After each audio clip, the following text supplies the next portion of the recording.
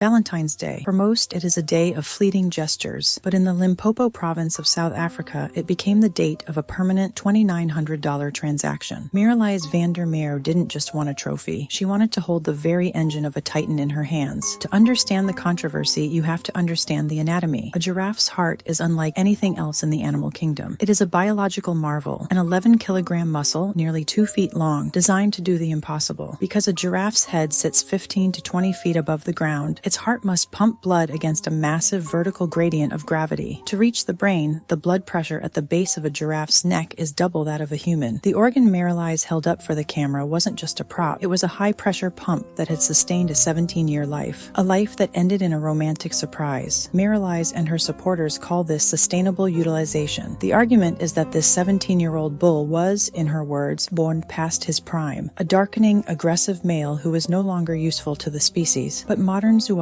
tells a different story. In the complex fission-fusion social structure of giraffe herds, older bulls are not just spent genetics, they are the anchors. Research into giraffe towers shows that younger males learn essential survival and social skills from these elder, blackening bulls. They establish the hierarchy and suppress the volatile, often destructive aggression of adolescent males. When you remove a dominant elder, you don't just clear space, you often trigger a social vacuum, leading to increased fighting and instability within the herd. The park owner claimed this bull had 3 months to live, but in the wild, those 3 months might have been the final masterclass for the next generation. While the world was arguing over a Facebook photo, the species itself was slipping away. Conservationists call it the silent extinction.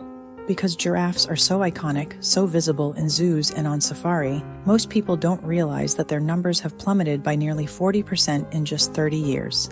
There are fewer than 117,000 giraffes left in the wild. To put that in perspective, there are now fewer giraffes in Africa than there are elephants. In some regions, populations have dropped by a staggering 95%. Habitat loss, poaching, and civil unrest are the primary drivers. And yet, in South Africa, the story is different. The southern giraffe is the only species with a rising population, largely due to private game ranches.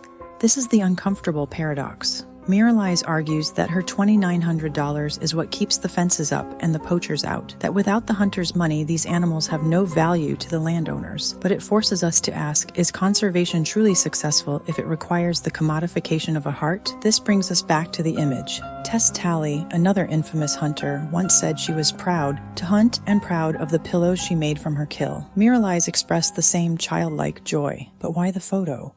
Why the need to cuddle the carcass or display the heart? In the age of social media, the hunt has shifted.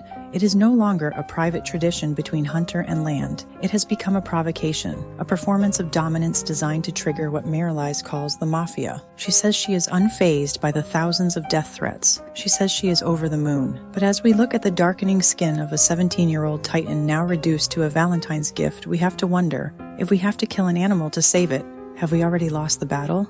The story of the 11-kilogram heart is more than just a viral controversy. It is a mirror. It reflects our conflicting views on what it means to protect the natural world. On one side, a cold transactional logic that says we must place a price on life to ensure its survival. On the other, a belief that some things are too sacred to have a market value. Merelize Van Der Merwe says her conscience is clear. She believes she is the front line of conservation. But as we've seen, the science of the alpha bull and the reality of the silent extinction suggest a much more fragile truth. So we turn the question to you. Does the money from trophy hunting justify the methods? Is sustainable utilization a necessary evil in a world of shrinking habitats, or is it a mask for something else entirely?